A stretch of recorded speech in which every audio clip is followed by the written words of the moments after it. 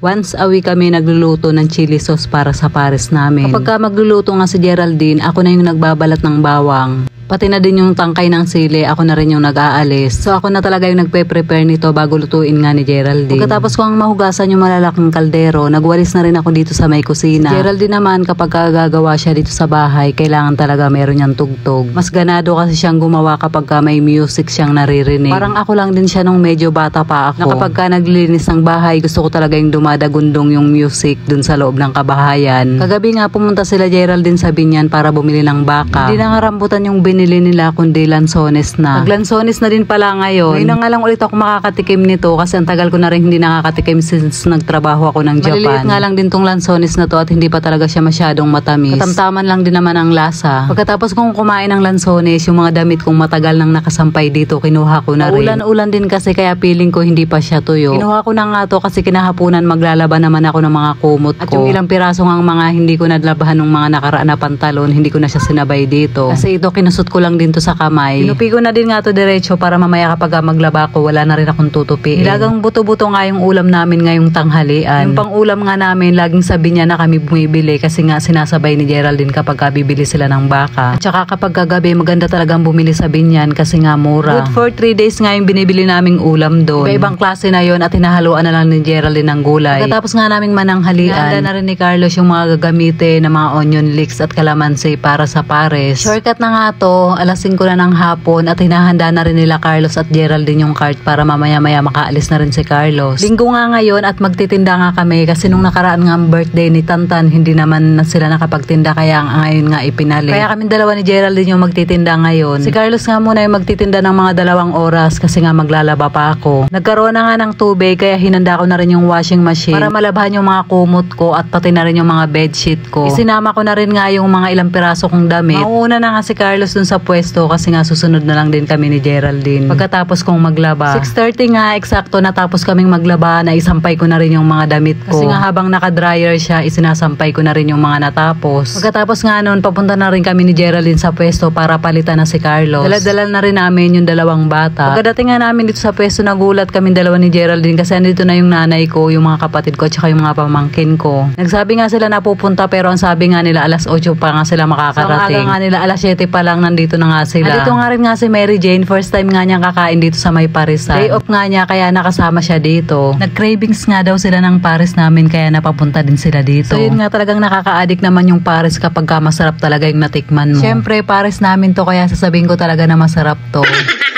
Napatunayan ko na rin naman na masarap talaga yung pares namin kasi nga binabalik-balikan din siya ng mga dati ng mga kumain. And karamihan nga sinasabi nga na masarap daw talaga yung pares namin. And meron pa nga nagsabi kay Geraldine na parang Batangas pares na nga yung natikman nga niya. Kapag ganun talaga yung naririnig nila Geraldine at ni Carlos, syempre natutuwa talaga sila. Kasi nagustuhan din nila yung kinain nila. Kapag kumakain nga sila dito, ang bilis lang maubos ng tinitinda namin. Uy! Ano binaka na yan?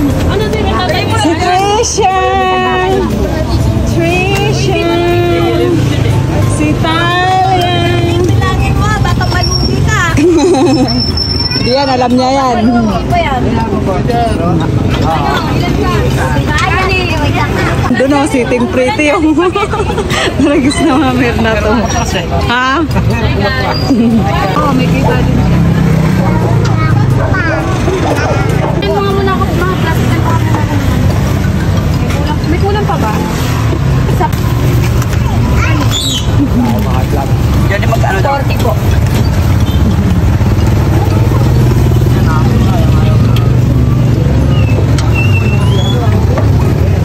Okay lang yan. Ano ba kasi ibay ko? Bibi, tago ka dito, Bibi, ah. Dito na, ulan. May rain. Ito naman yung unang pa naman. Ito. Sige na. Tama na, yung Paris tapos kanin. Paris kanin. May take out pa sila. Pag napaka nyo naman mga kaibigan, mukhang uuwi kami maaga.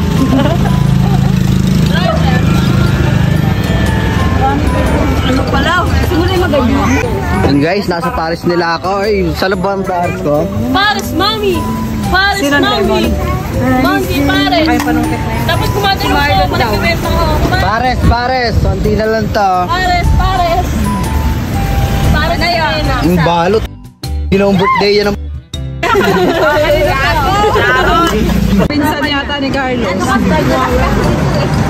Akala ko ba, 9 months pag nabuntis sa akin parang Pag ganun pa ako tumula sa keso.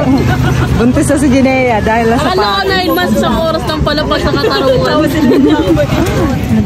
Kapag ka kumakain nga sila dito, hindi muna agad sila umuwi kasi nga nakikipagkwentuhan muna sila saglit. Alas 8:30 na rin nga sila umuwi. Pagka uwi nga nila, kami naman ni Geraldine yung kumain kasi nagutom na rin kami. Hindi na kami sumabay sa kanila kasi nga ang dami din nila. Tuwang-tuwa nga si Geraldine kasi ang aga namin nakaubos. Alas 9:30 pa lang ay ubos na kami kasi nga pupunta pa rin kasi sila ng Binyan para mamalengke naman ng baka. So yan na guys, hanggang dito na lang po yung ating video for today. Maraming salamat po sa inyo panonood. Mag-iingat po kayo palagi. God bless and babush!